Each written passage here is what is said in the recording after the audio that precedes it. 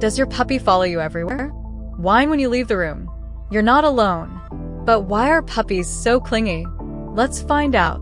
In the wild, dogs rely on their pack for safety. Your puppy sees you as their pack, so sticking close is just natural instinct. Some puppies get anxious when left alone. If they cry, bark, or panic when you leave, they might be struggling with separation anxiety. Puppies are still learning about the world, and being close to you makes them feel safe and protected. If you always respond to their clinginess with attention, they learn that staying glued to you gets them what they want. To build confidence, encourage independent play and reward calm behavior when they're on their own. Clinginess is normal for puppies, but with patience and training, they'll grow into confident, happy dogs. Is your puppy extra clingy? Tell us in the comments.